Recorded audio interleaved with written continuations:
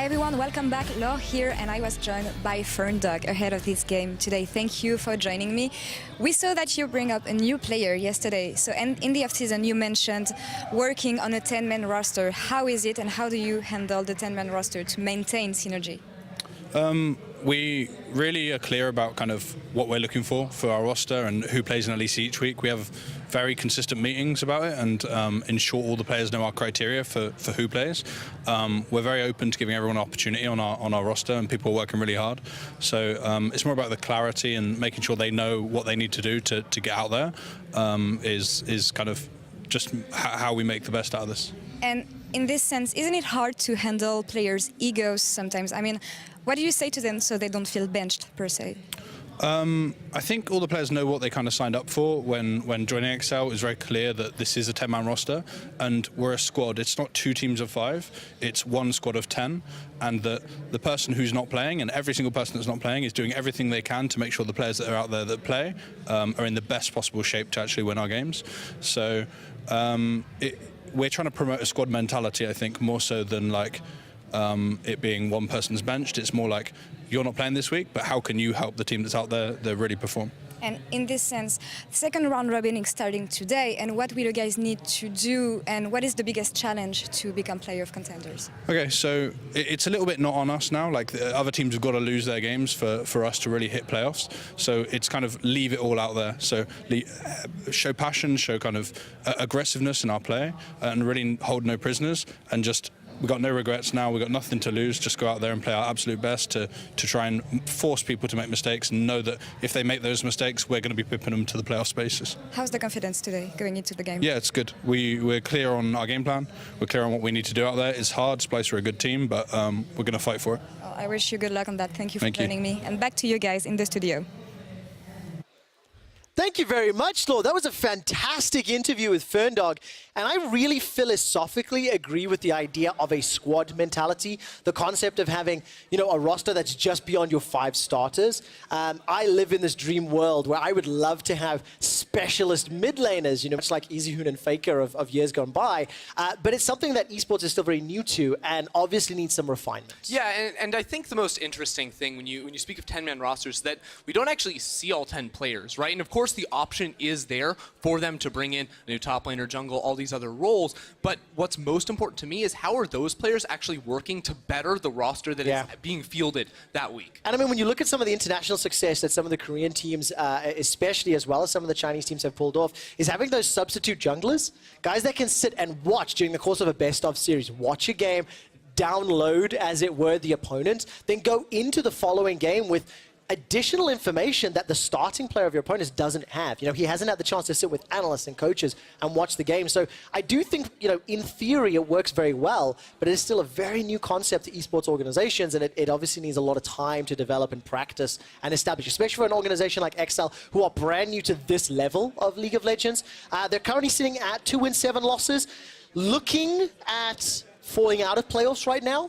But if they pick up a win, they're tied with Fnatic, which means there is a shot if they can pick up wins in the second half. It's definitely a shot, but as we saw with Fnatic, losing these games against sort of borderline playoff teams are really, really unfortunate when you're trying to make that playoff run. And when you have very few wins coming into the start of the second round robin, you have to get all of these borderline wins. Now let's turn our attention to Splyce, a team that's borderline been the gatekeepers of playoffs for several years as an organization.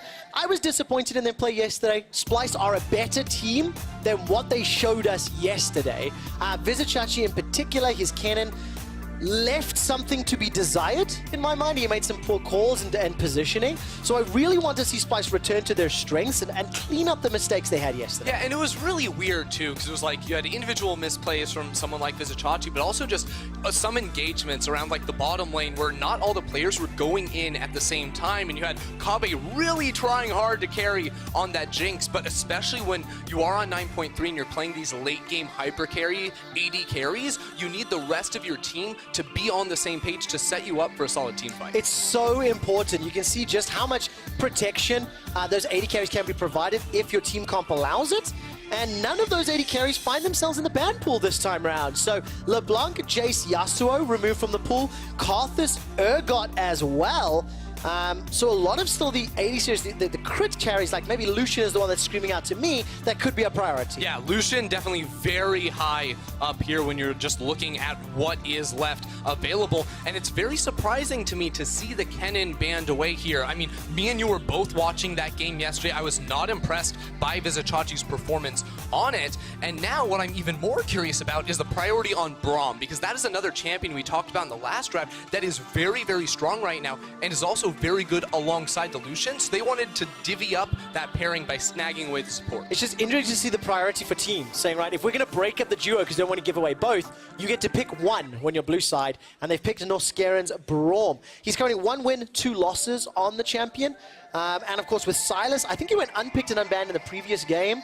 He's available this game, but we need to see more picks before I see it blind. Yeah, I think that Silas is going to definitely fit in as a red side pick, as either a 3rd pick before you can ban a few champions that might give it a hard time, or as a 5th pick, because you have to see the enemy team. And now, to sort of return to that bottom lane priority discussion, I think when you look at the value of Lucian versus perhaps the Braum, you have to consider what comes beneath it. And when I see Braum, I don't really see a second support that's really high priority. With Lucian, there's so many other 80 carries. There is indeed, and one of those 80 carries is Draven. That was an insta-lock. I did not mean to cut you off, Ender, but Kobe is throwing down the gauntlet. I'm going to quickly look at the carries. 1, 2, 3, 4, 5, 6, 7. He's played 8 unique champions in 9 games. This is now 9 unique champions in 10 games as the man and the face of Splyce, the organization. I'm very interested to see what he can do. And Kobe's like, man, all these casters, they're just talking about how we're a late game team. No, I'm picking Draven, and I'm going to take it home here. I think Draven alongside of Braum is a very powerful 2 versus 2. You're looking at this bottom lane, and you have to expect a bloodbath. Both junglers are going to want to set up for these 2 duos. Oh man, this is going to be very interesting to play out. And of course, with the Urgot banned away, Aatrox is now locked in. We expect it top lane, but we have seen Xerxes play it in the jungle. He went 4, 4, and 7, so got some of that flex power. And now they're in phase 2, just like you mentioned, and Silas finds himself in the ban pool alongside the Syndra. I think Lissandra's still up.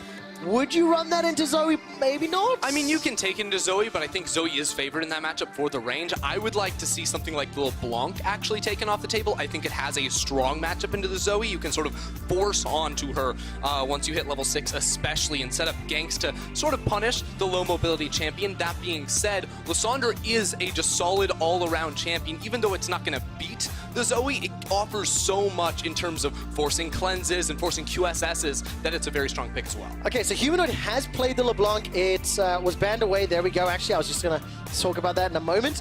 Olaf was the final ban. So Kadril and Xerxes have to confirm for us what their jungle picks will be, whether that Aatrox or not. And for Kadril, he has been a fairly strongly stylistic type of jungle, like one style, a very hard carry. Nocturne, I really think, fits his play style, fits the way XL have historically played and looked good while playing.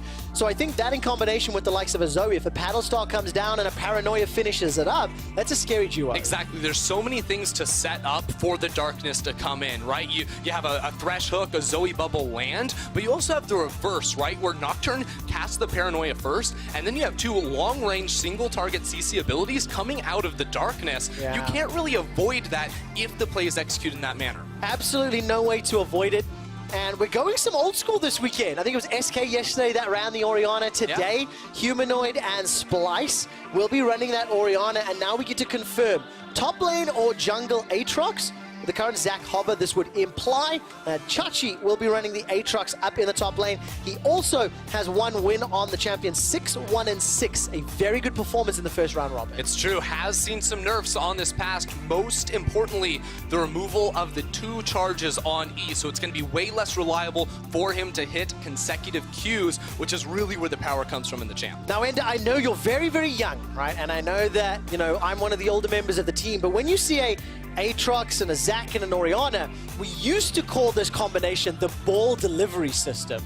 This is real old school, but it used to be the likes of Shen, for example, that used to be around. I hope we get to see the combo. Hey, look, Trevor, I'm not that young, too, because I remember when all these champions were meta in, like, Season 4 Worlds, right? When Aatrox's top lane was the EU special coming into that tournament. Like, these are the picks that sort of, you know, get the memories going here. Of course, so much has changed, both within the game, and especially with a pick like the Aatrox, too. Absolutely the case. Let's zoom out. I think it's pretty clear to me what XL want to do. Land some poke and let Jarvan or Nocturne finish something up. But on the side of Splyce, it's quite an odd match. Draven Braum with Orianna Aatrox. It's not a comp that I was anticipating this weekend. Yeah, so Splyce have a lot of tools to just fly on in there. And as you said, ball delivery with the Zac holding the Orianna ball is going to be very strong there. And really, what does Draven want to do? He wants to keep running forward in fights, picking up those axes and getting consecutive kills. And that's what this composition is going to do. It fights front to back technically, but really it's all about ramming it at your opponent with all those 5 bodies running it down. Oh, man. And this is, of course, one of those situations where if Zoe ever is unlocked, if Zoe gets ahead at any point, the poke is so frustrating to deal with and so challenging.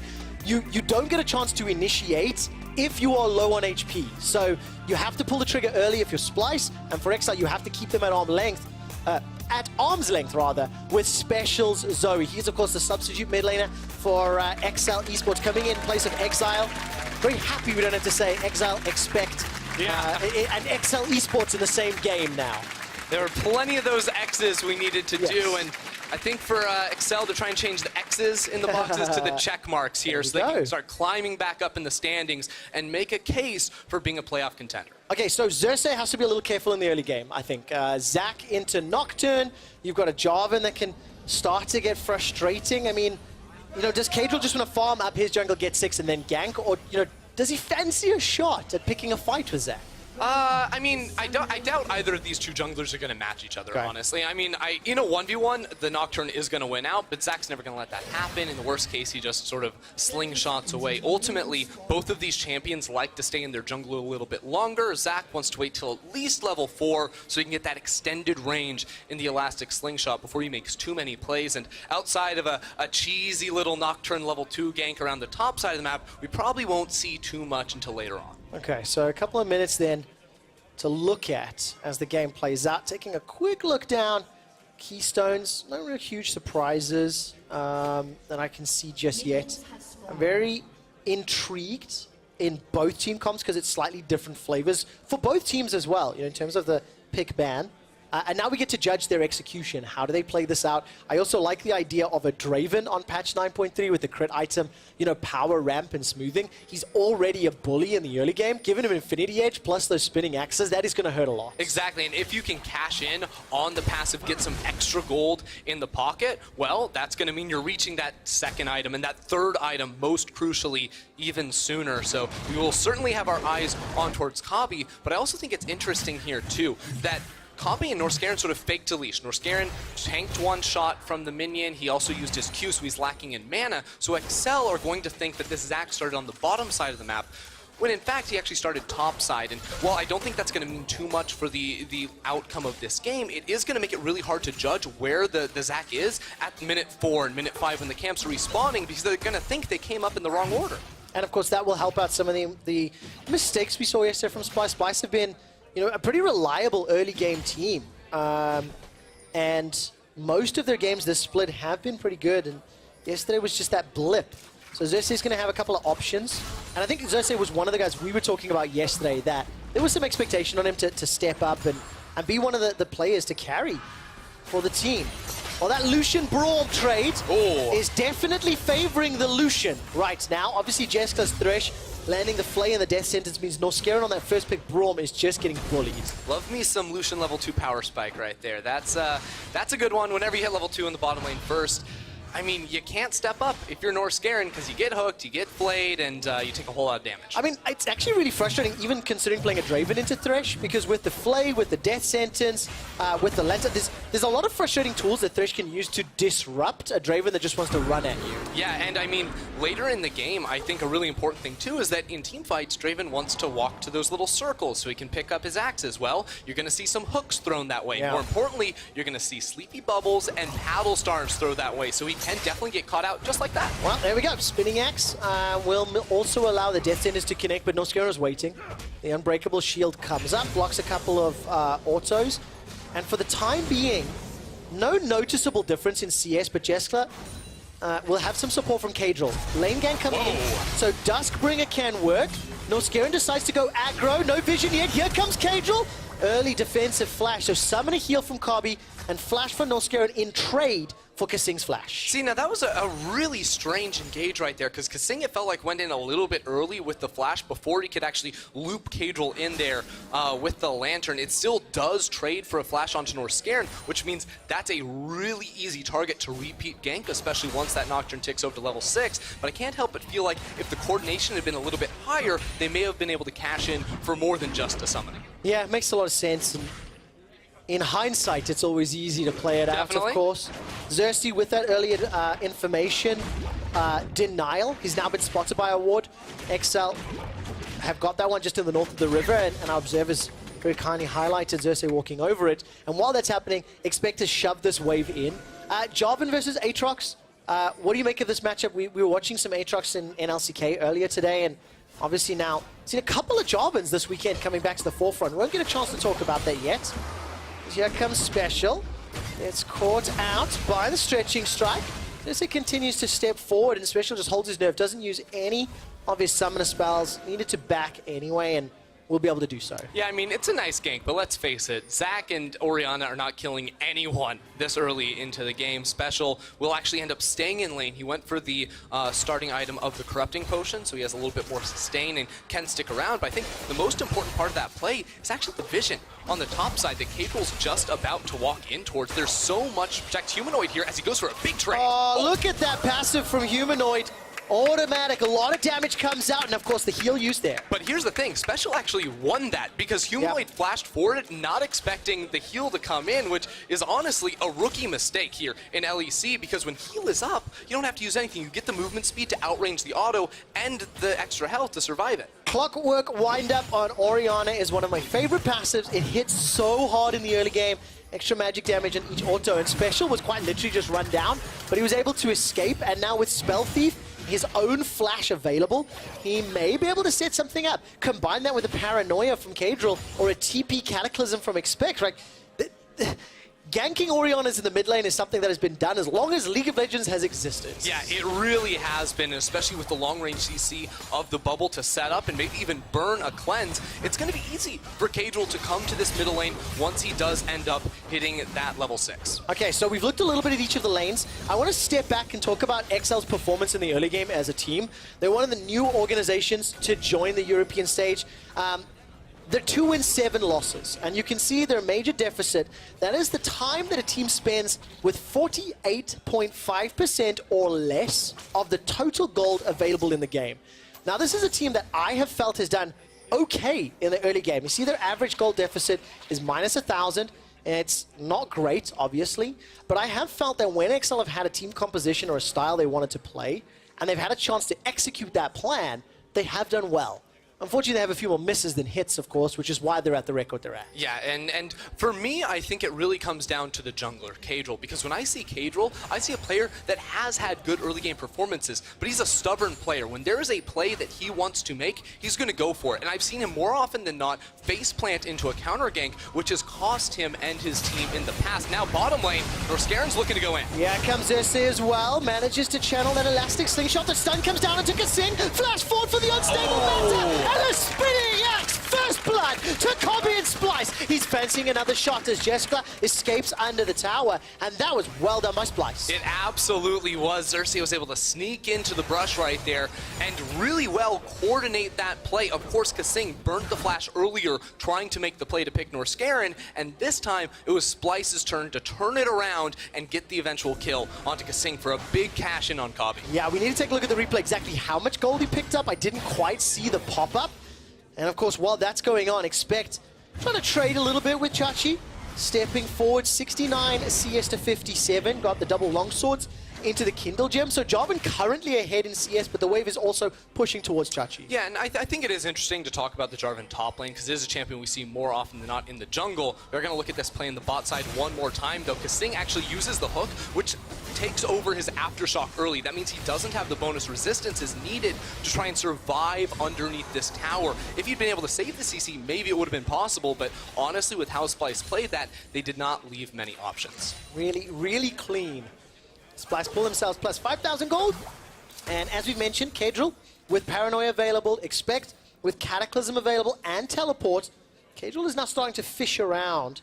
Whenever you see a Nocturne waiting mid lane, it's just waiting for a target to jump on. Yeah, and I think that Xerxes sort of expects that too. He's waiting close by as well. For now, nothing going to happen. And back to this Jarvan, I do think it's interesting because Jarvan is actually a really strong lane bully. He has good poke with his E against squishier targets, but more importantly with the Q as well. It's very long range, it's very hard to miss, so he can very often win trades from a range. He also just has a really large base auto attack range, which is something you don't really talk about with melee champions, but it's a really powerful tool for him because it allows him to farm just a little bit further back. It buys him more space and means that he's able to play a little bit more safely while still picking up minions. Yeah, it makes a lot of sense, and obviously will complement the rest of the squad. As you can see now, Splyce, they're grouping up around this Mountain Drake. It is a very juicy mountain, very juicy dragon, Elemental Drake, when you want to play the objective game, and that's something that Splyce have struggled a little with in the mid game.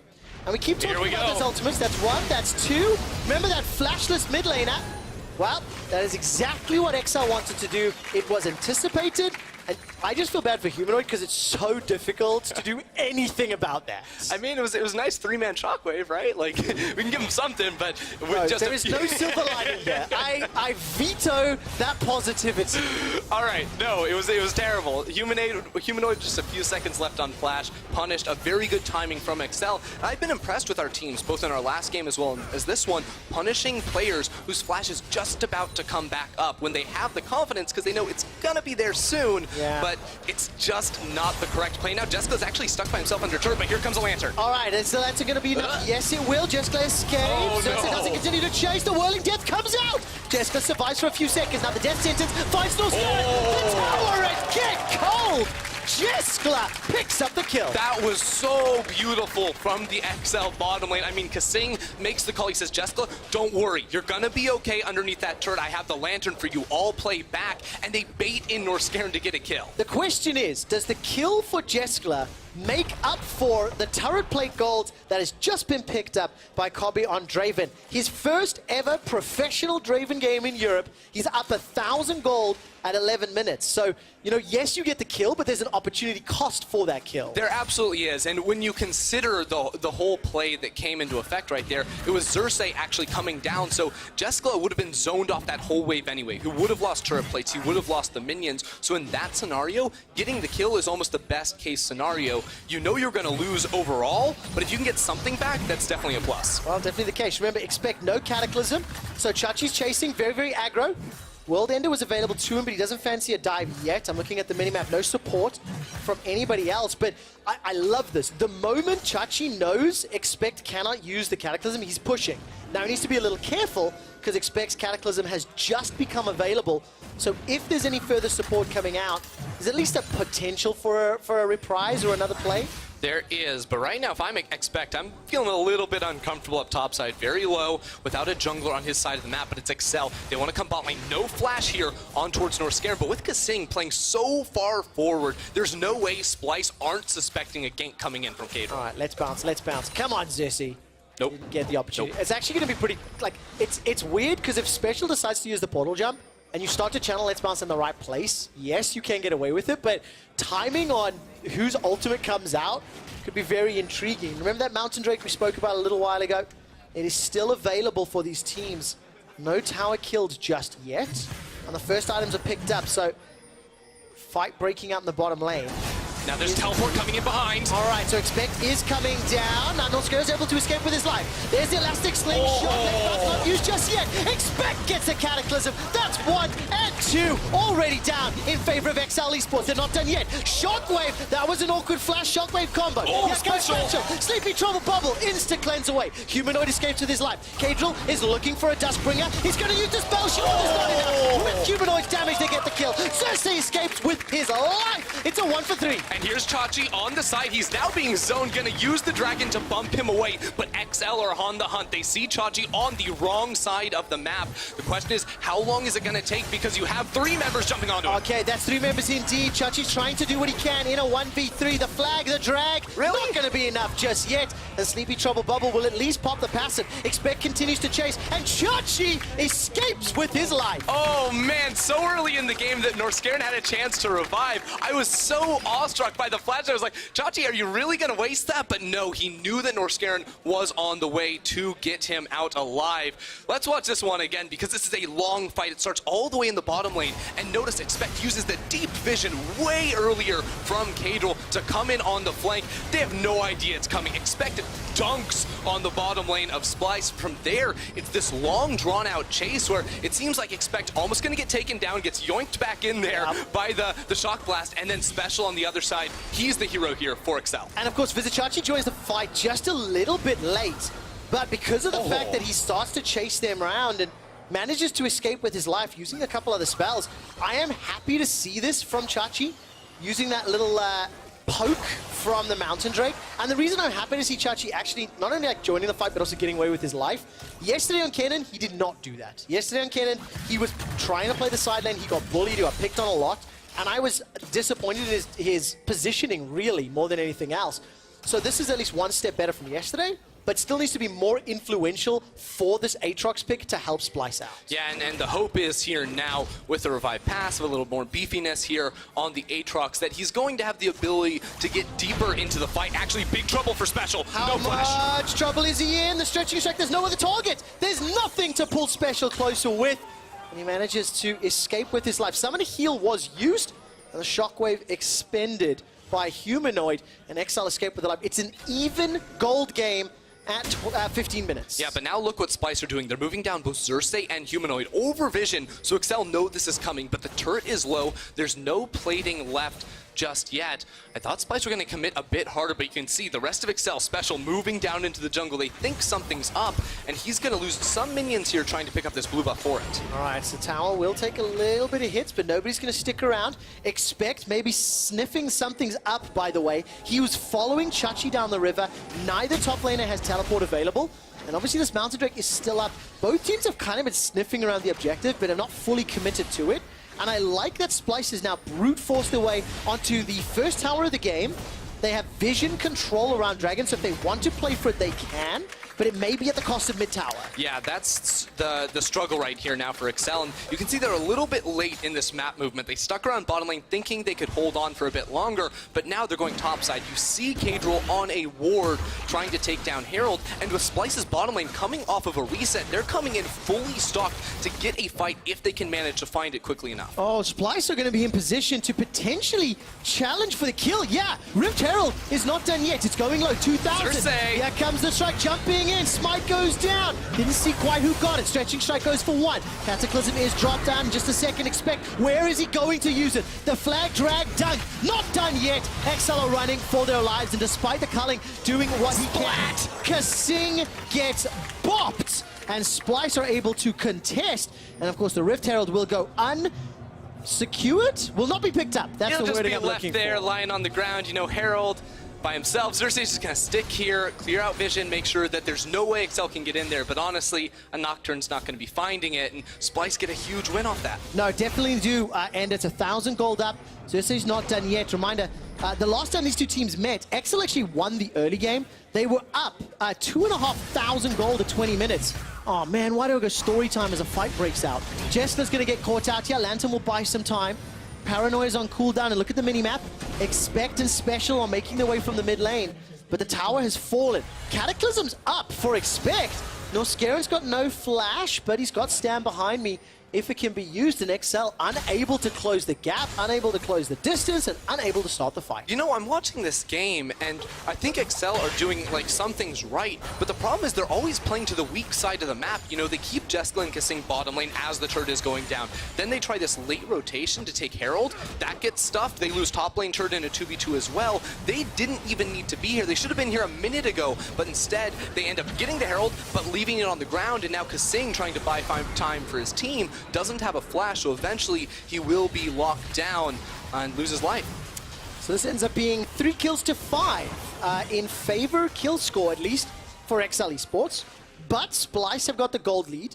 And the story I was trying to set up just before their fight is that when these two teams met back in week 1, it was actually XL that pulled ahead. Look, they were 2.7k gold up at 20 minutes. And a very cheeky Baron plane and some good mid-game team fights from Splyce allowed them to come back into the game. It was a chaotic mid-game. And you can see between 20 and 30 minutes, Splyce pulled ahead. This time around, it's Splyce in the lead and Splyce in control. And with support for Jeskla, Chachi's in a little bit of trouble. He's got Flash. Paranoia is now thrown down. Paranoia will follow through on the Flash, but no chase coming up. And of course, with World Ender and a tower to go through, XL just whiffed the ultimate. Yeah, and Chachi, you know, of course, losing some cooldowns, but at the same time, Xerxes on the other side of the map, getting the Mountain Drake for himself. And at this point in the game, I feel like Mountain Drake is perhaps one of the best dragons you can get because it enables you to simply send 2 members over towards Baron. And if you have control and vision denial over that objective, it becomes a very easy thing to do to try and sneak that one away without your opponents realizing. So we're still very close game. 2,000 gold separates them. It's Splyce in the lead. They've got some pretty strong tools to initiate with. Look at Xerxes hanging around. Gonna get caught by the sleepy trouble bubble while the rest of Splyce are now pushing onto this tower. All 3 outer towers secured. And I mentioned that Splyce have got some tools to initiate with, Ender, but I mean, so do XL. The thing is, I feel like XL are going to be better in the skirmish game, look for a pick and then run away, because in straight up 5v5s, I so much prefer what Splyce can do. Yeah, I think with the lead Splyce have, yes, they have the advantage, but XL have some very strong tools themselves, and specifically, I'm looking at Special Zoe. We saw in that sort of bot lane skirmish how strong the Zoe pick can be, using all the walls in the jungle to get really long-range sleeps. So, what XL need to be doing is sort of utilizing that power and starting to chunk out members, and eventually, if you can find a pick, the best way to do it is going to be to call down an early darkness here from Cadrill's Nocturne to set up for a really good sleepy bubble. That'll be best done around an objective when you know that Kabi's going to be sitting in a pit free hitting in one area. So you literally want them to shoot fish in a barrel. Yes. Or in this case, shoot snakes in a Baron pit is what you're hoping for. And also I just thought about that. When Paranoia goes down and Paddlestar can get max range and you have nearly no time to dodge, that's going to hurt a lot. We've not talked a lot about the items. That Paddlestar is Luden's Echo plus the Needlessly Large Rod for now. Here comes the Paranoia. This is coming on to Human. It's already flashed. Yes, the shockwaves come down. Man, XL have just pulled the trigger and they have destroyed Splyce. That's 1 and 2. Cell division passive has been popped, but as the bloblets are combined, XL get the kills in the tower. It's so huge here that XL get the kill onto Xerxes because Baron is up 20 minutes in, and right now, Splyce, they're pushing up the top lane. They got a tower for themselves, but now XL can move over towards the Baron. And Ender, you explained exactly how XL would play their team fights, exactly the order that they would use their spells, and it worked out to perfection.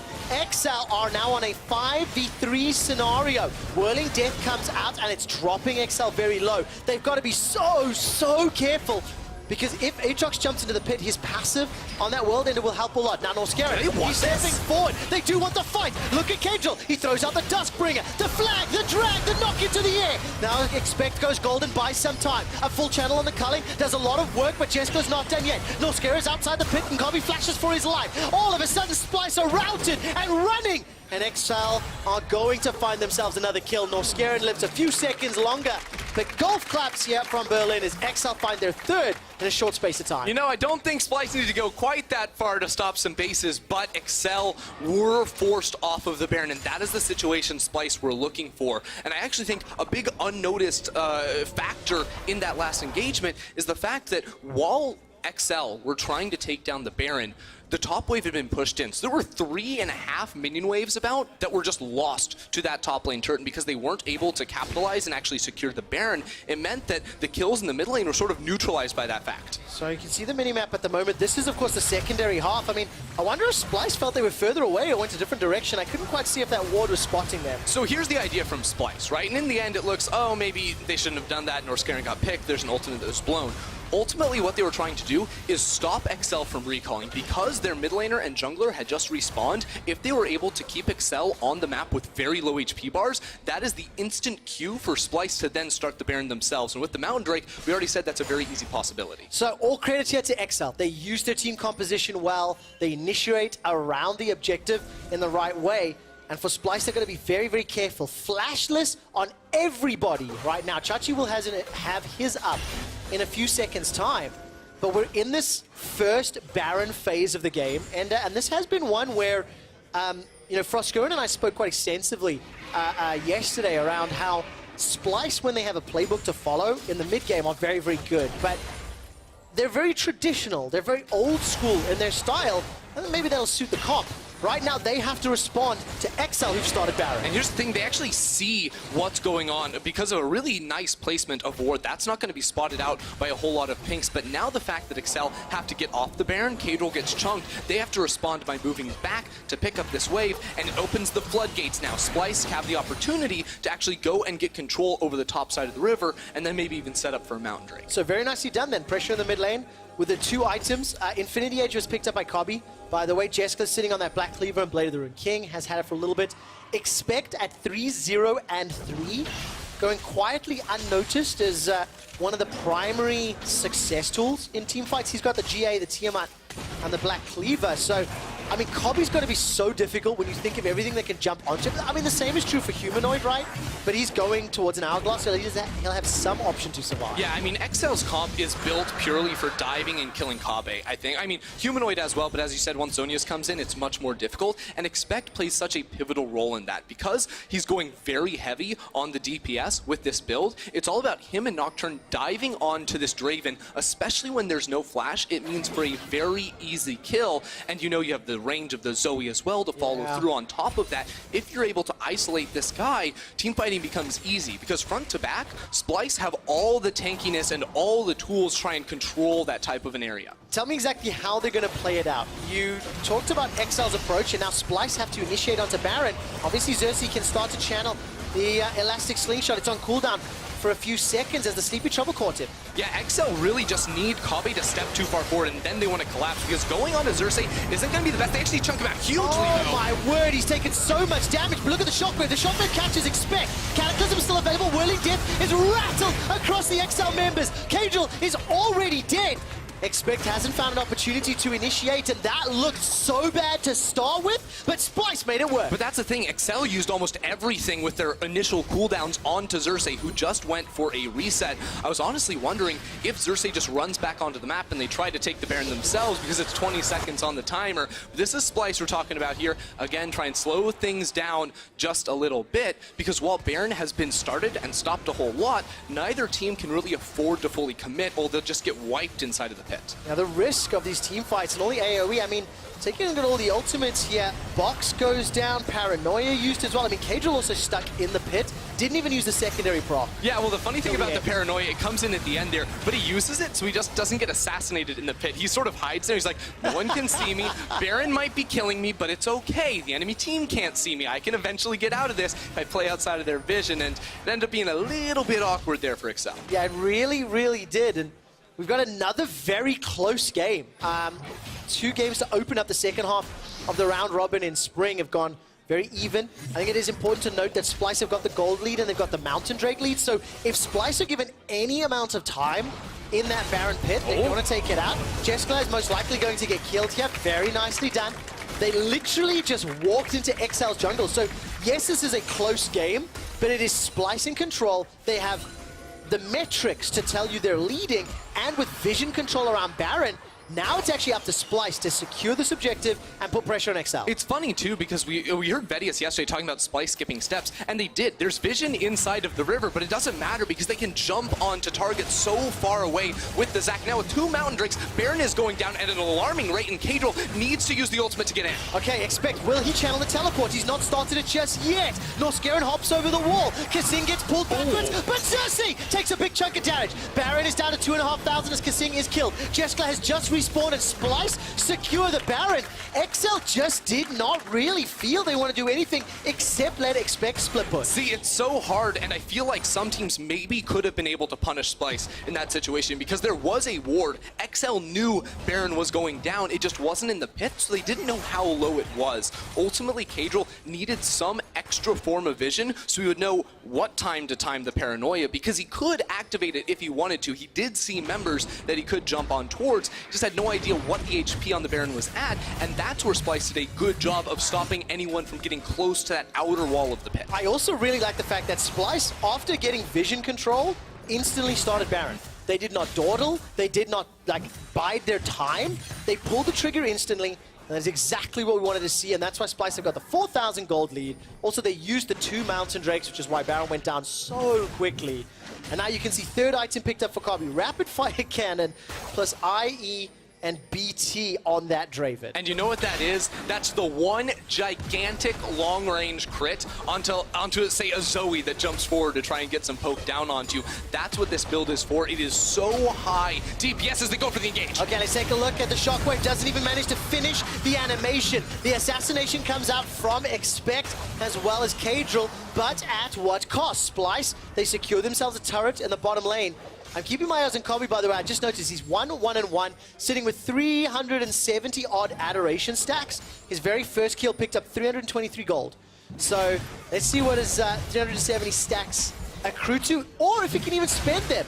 Because right now, Splyce are playing the map game. They're not necessarily looking for the kills. Yeah, Excel, though, they're all about the kills. Actually, Kasing way too far forward gets chunked. He does indeed. A lot of damage going down. Kobe throws out the whirling death. It's Vizichachi that picks up the kill. Kadril flashes defensively as the hourglass is now thrown down in the middle. The stopwatch, rather. Kobe escapes for his life. Turns to Expect. Kobe goes low. Kobe's killed. The stacks are gone. But Jeska is popped in reply. Special needs to get the paddle stars out as Noskaran is killed by Expect. The fight continues as Xerxes plonks down on top of Expect. Now Special's running for his life as Chachi and Xerxes can't do more. All of those Baron buffs are being delayed, denied, and thwarted by XL. Yeah, I mean, Splyce came out ahead there in terms of kills in that one engagement, which was impressive, honestly, because it was a 4v5 without their Orianna there to support the rest of the team. But Excel, as you said, are delaying the Baron buff, and that's what they need to do. They need to stall towards the second Baron. And here you can see Kasing, after missing the hook, this is where the mistake is made, because Zoe's not with the team. So even though Humanoid is dead, it's still a 4v4. Neither side has their mid laner right at the start. And with Kasing going down early, Jeska sort of being zoned out on the side there until he can enter the fight a little bit later on, it makes it very hard for the backliners of Excel to do much of anything once their front line goes down. Yep, and it feels bad, man, because once Kobe went down, you lose 75% of your adoration stacks, the Draven passive. From 375 down to around 95. He's up to 100 already, but he's got himself another BF sword. He's got a broken stopwatch in his inventory. He used it in that last fight, but there was that consolation prize as well, which was the Infernal Drake. So as far as dragons are concerned, Splyce are pretty happy. Double Mountain, Infernal, next one's Elder. It's Splyce that have map control 5 towers to 3, and from what we have seen this split, you have to believe in Splyce's late game decision-making as a team to allow them to push forward and play around the Baron with the gold lead they've accrued. Yeah, I mean, Splyce are coming into this second Baron phase with a lot of power behind them, both in gold lead, in terms of items here, with the Draven, and the Infernal Drake, and the Double Mountain. It seems like everything is sort of built up for them. The issue becomes when they're not all on the same page. We've already seen individual members by themselves, and XL are so willing and able to pounce. You know, as soon as the observers flicked the vision toggle and Xerxes was waiting to pounce in the wings, I get so nervous. Oh yeah. I mean, Kasing is now going to step forward potentially. Look, no vision on Xerxes. I mean, imagine what it's like to be Splyce in this situation too. It's like, we have the lead, but we actually have died more than we've gotten kills. They're actually just going on in. Okay, spell shield for Kadril. He's going to take the lantern. Paranoia has been used, no secondary active. The tower is still going to fall. This is the 6th tower. They will survive for a few seconds longer because Splyce did not stick around. The gold lead is not insurmountable. Ender. Can Kadril and Expect still blow up Humanoid or Kobe And is that enough to win the team fights? They can, but more than Kadril expect, it's about special now, I feel. He's seeing it 3-0-3 here on the Zoe, has 3 fully completed items, including that Rapidon's Death Cap. We talked about shooting fish in a barrel around this Baron pit. We're coming up to that objective in just 1 minute. Now, Excel, their biggest issue is going to come if they can't get control over their own jungle, because right now, they don't have the vision. They need to spend some time putting that down prior to this objective spawning, or just going to see a repeat of what happened before, where Splyce can burst it down without anyone from Excel getting close enough to acquire any vision. I'm looking at the wards right now, and I think Excel have done relatively well pushing into their own jungle. Take note of the scale on that gold graph, by the way. It's up to 5,000 gold. And what I really like about Excel's itemization is they're fully committed to the play style. I mean, it's like Titanic Hydra, Black Cleaver, GA, and now Jerem's Fist for Expect, Duskblade, GA, Warrior for Kadril. They really are just looking for that assassination, which means, yes, the 5k gold is a lead, and yes, the Dragons, but Excel still have the damage to find the kill, but then it's the follow-up where I need to judge them on. Yeah, and the damage is going to give them a lot of confidence. You can see Excel actually playing this pretty intelligently right now. They push out mid lane first, they bring 5 members to get their own vision in this jungle, and now they have control over the most pivotal bush in the game. This one can see mid lane, it can see the enemy side of the jungle, and Splyce will have to walk into it if they ever want vision over Baron. Yeah, but Ender, there's no presence being gifted to Excel. They pull the trigger a little early. Splyce do not wander straight into the trap.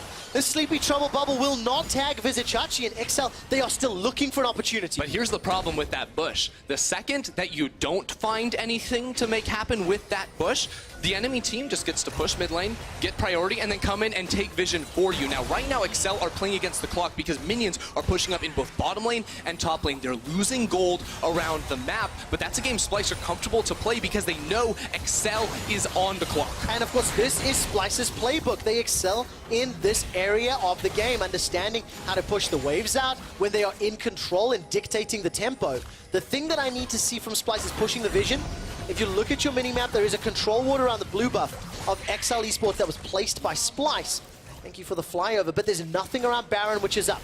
Elder is up in 30 seconds time, so do you attempt a coin flip? Do you try play for both, or do you just pick one? Here's what Splyce do. I think they wait right now because they have 2 mountains. They can actually just send one member, whether it's Kabe or Vizichachi, over to solo away the Elder Dragon once it does end up spawning. And then once you have that, it's almost impossible to lose a team fight. Now for Splyce, their biggest concern this entire game has been, well, while we're diving, our backline is exposed. Humanoid got an answer. He bought Azonia's Hourglass. Now Kabe has an answer of his own with the Guardian Angel, and options for Excel are being tightened at the moment. We're hitting 3 and 4 items in game, and I've let the side down. I failed my role as play-by-play a little by not asking the pivotal question.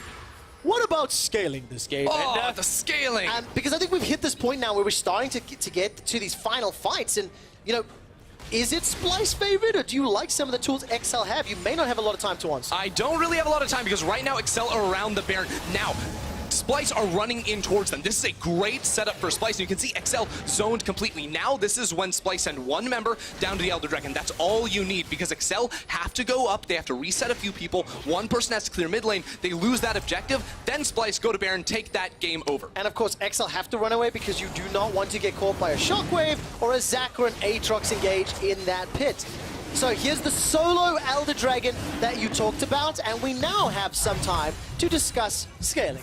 Yeah, so in terms of scaling, I think this is actually a really peculiar game because neither AD carry is actually great when you talk about front-to-back team fighting because Kabe needs to actually maneuver around to pick up those axes, which is much harder in a 5v5. Lucian, very short-range AD carry, so he's not able to get out as much DPS as someone like a Tristana or a Jinx. Now, that being said, all of these fights are going to be about diving the enemy backline and getting the most damage off possible. Excel built very well for that. It's possible for them to do it, but I think now that Kabe has the GA, Humanoid has the Zonias, on top of the fact that, well, let's just be honest, Splyce have better frontline to absorb some of the engagement, they are the ones that should come out on top. I think it's also important to note that the tools in Splyce's kit can also do that. They can dive the backline. It's just a little more difficult, right? With an Orianna, a Zac, and an Aatrox, there's margin for error. There's a little bit more room to maneuver. But the gold lead, the dragon lead, you know, 9,000 gold, 8,000 rather, is what Splyce have the advantage. Means that margin for error is a little wider. They've got more berth to make small missteps. Exactly. You have 3 people on your team with a second health bar, right? Aatrox, Zach, and now the Draven as well. Now, Splyce, they're playing it a little bit more slowly than I think I'm comfortable with at the moment. They are looking for the engagement. That's what they want to use the Elder Dragon for, because a 50-50 is not the best play for them. Now, what I think they need to do after clearing away this minion wave is run back to the Baron, start it up with a Braum and perhaps an Aatrox trying to zone away Excel from putting down vision. Or they just go in on Kasing. Kasing's already flashed. He gets his way out of the fissure. Special does not find the paddle star nor the bubble trouble. And nobody gets put to sleep, as you can see on the escape. But Splyce have got priority in the Baron pits. And that's exactly what they do. They push all the way up mid lane to clear out all the vision in Excel's jungle. They've been sitting for picks this whole time, so Excel very tentative to walk into the river. But no one is zoning from putting down a ward over the wall. It's going down so fast. 35 seconds on the Elder Dragon. Elder and Baron is sitting in Splyce's back pocket. Excel get pushed away. They get bullied out of the pit. They get bullied out of mid lane, and that means Splyce continue to play the mid game in their way. And this is the thing, right, for Splyce, because they're a textbook team. And Excel are just playing textbook League of Legends, right? They're trying to contest for mid vision, mid priority, you know, supplementing their own jungle with wards. And Splyce are very comfortable playing against that because they're not being surprised. They then can just have the textbook answer. They've already read that chapter. They read it months ago, years ago. They know how to play at the 40-minute mark. Yeah, exactly the case. And I really, you know, you have to commend the strengths and the weaknesses, the strengths rather, that Splyce are showing. And they've managed to take every important objective. You know, they've got multiple Barons, they've got Elder, they've got multiple Elemental Drakes, and they've got all the tools they need to just push over this map. Now, I also think we should point out that it is a little challenging to hit towers with a Draven. It's a little risky and scary, right? Sure. Especially into Jarvan, Nocturne, Zoe, right? So one of the things that we've not necessarily covered yet is almost all the towers that Splyce took the outers was through very smart map play. They apply pressure in one location and they move to another. It's going to be more difficult to do that under the inhib. Here's the thing. I think it's time to start brute forcing, and I don't mean die, but just use your bodies to create a physical barrier to block the Zoe poke. You also have the Unbreakable from Braum, right? So if you have multiple members in one lane, it's going to be so difficult for Excel to stop it. Yeah. And that's why you need to push both side lanes, have those waves crashing at the same time that minions are hitting the mid tower, and then you bring both of your members over that are in the sides. Excel only have 3 people defending, and you break that one. Especially when you have a 5-item 80 carry Draven. Oh, that's the crit I was talking about earlier. Was the rapid fire. Very painful. Kobe, rapid fire, static shift, as well as GA, IE, and PT. Here's the dive. Here's the brute force. The channel is in. Xerxes threatening it. He doesn't need to pull the trigger because the inhibitor is being focused. And now without a tower here, Excel can't really do much of anything special. Drops the sleep. You can see Xerxes backing away. Big chunk onto Expect. Mid lane turret is going down. There's no answer. Excel have to fight. Remember, Expect is not tanky at all. He does not have enough defensive stats. So that is why he gets chucked so low by a single barrel. And now top lane, Chachi walks all the way up. The wave was pushing. This is absolutely beautifully set up here from Splyce. Excel, there is no response. First inhibitor goes down, and now you just swipe it all the way up to mid, all the way up to top, and blow the candle out here for Excel. Very, very nicely done by Splyce. 41 minutes into game, the second inhibitor is going to be falling. The top lane is exposed and the minions are now making their way in. The safe play with 39 seconds of Baron is finish this third inhib, go shop, spend what little money or what max money you have, over 1,000 gold for most players, and then go. Oh, here we go! This is the engage of Excel. Is it too late? Touch right now. Kobe escapes with his life. The flash keeps him up. Now Chachi's charging onto Special. Cagel's going to go down shortly. He's running for his life. That's a flash forward from Chachi. Splyce have found the fight they needed to shut down Exile, and they will be turning onto the base. Splyce, with every inhibitor going down, they withstand the engage there from Excel. It had bit them time and time throughout this game, but now they are unmatched in the base of Excel. There's nothing that Exile can do, and as Jessica is running for his life, he takes the lantern to safety. The Nexus turret has fallen. Kobe has full HP and a GA. The Nexus is down, and Splyce take down Excel.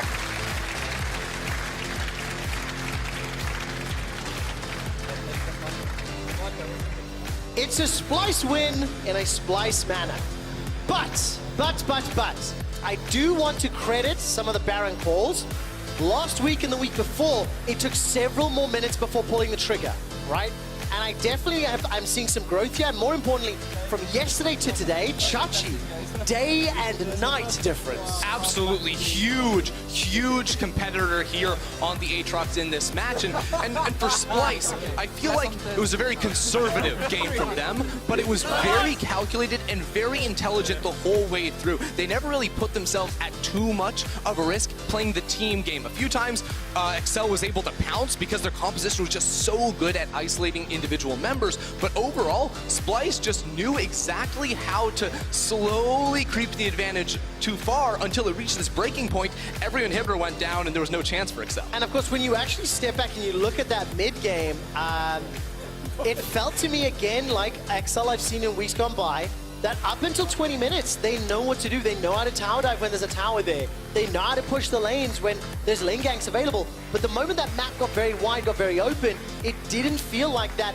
Zoe, Nocturne, Jarvan had many opportunities to get to the backline or to get to Splyce. Splyce just played it well, his reaction as well. Yeah, and I think it was sort of a problem of the game state as well, because it wasn't the control that Excel had over the map. They were always sort of fighting to get vision back. They were never the ones sort of dominating over the midway point in the river. It was really hard to find picks unless they spotted one member of Splyce by themselves. Well, we do have a replay of the final team fight as we're catching glimpses of Special and Ferndog chatting on stage after Special's debut. We'll take a look at that replay in a moment, and of course, this was the attempt at getting Kobe, but he's untouched. Yes, the fear lands. No GA, and only uses was his summon spell. I mean, Excel sort of realized once the second inhibitor went down that they had to make a play. I think it was too late. Once you lose two inhibitors, the game's pretty much sealed up. And at that point, they're just, we have to go in now. I don't think Zoe was quite close enough to get the damage. Not that it would have mattered, because again, the front line was too strong and was able to soak all the DPS over on the side of Splyce. So they ultimately were able to sort of run through the side of Excel. And I love looking at the gold over time, right? Because in Excel fashion, you don't really see spikes there. No. It's just this slow increment. They take all the small wins they can get, and they never risk it with anything too big. Yeah, exactly. And you know, that's Excel fashion when they're playing. Same for Splyce. You know, they slowly build the snowball, very, very slowly. And eventually, after the momentum accrues, it eventually rolls down, but it takes a long time to build that up. Yeah, and I think nothing says it better than just Splyce's face cams. Like right when the game ends, it's like victory, and the camera goes to them.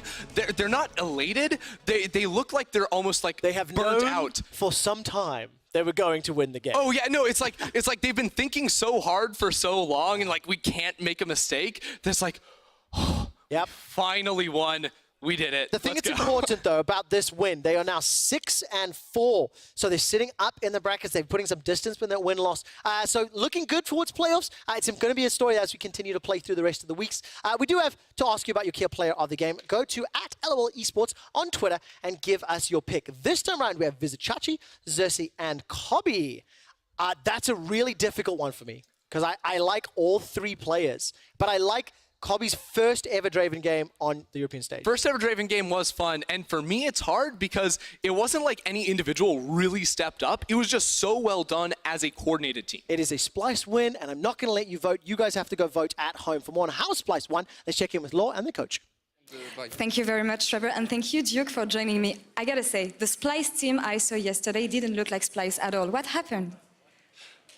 We had a really tough week of scrims. I think we had a new problems in our approach of the game at the beginning of the week. So on Friday, it was a really terrible game yesterday. Our scrims went pretty bad, and we tried to have a kind of a reset this morning, had a long talk with the team, watched some VODs to help us out. And it was better this afternoon, it was better tonight, but we are still not there.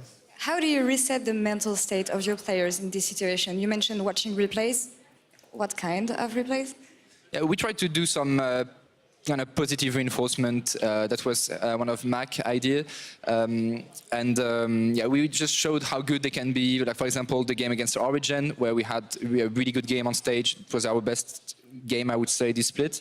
And they got a bit of confidence, and they started playing way better on the afternoon during warm-ups. And tonight, it could have been way better tonight, but a win is a win. It's still a win, as you said. There's a replay I would like to show you. It's the The bot lane invade from Schalke.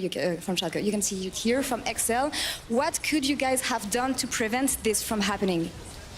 I mean, the main issue here is that Jarvan is coming first, and I think so. I would have to check. Maybe we couldn't TP because there was the Nocturne ult or at the position of top laners. I should check afterwards. But basically, they just TP'd before us, and we got flanked by Jarvan. And even if Nocturne was a bit more far away than Zac, it's Nocturne. So, and we were in a bad choke position where they could just one-shot Draven, even if he had flash. So, not a really good fight for us. We know that you're pretty expressive backstage. What were you thinking when this happened? Sorry? What were you thinking when this happened? I mean, I was pretty sad, obviously, about this play. But I mean, I knew we could also win in the mid game through slow macro rotation that we usually go for. And Kobe was still like he cashed in on Draven. He will still be able to carry the mid game, so it was fine. Okay, it's still a win, as you mentioned. You still have a long way to go to reach playoff. It's a bit inconsistent from Splyce right now. What do you guys need to do to gain this consistency in the weeks to come? I would say we have a lot of flaws at the moment. We need first to make sure that our early game on stage is as good as what we can do on scrims. Be more decisive in the mid game. Like I feel like the players know what they want to do, but maybe they want to take a bit too much time to make sure that everything is in the right condition before they pull the trigger. And sometimes we have to be a bit more decisive. And maybe also work on some our team fighting. Sometimes it's good, sometimes it's not. So we have to understand when we can take a team fight. So we have a lot of things to improve on basically all the areas, but I think we are getting there slowly. You're on the right track, as you said. Congratulations on the win again. Merci beaucoup. And we're going to take a short break, and when we come back, it's going to be Vitality versus Schalke 04. Stay tuned, guys.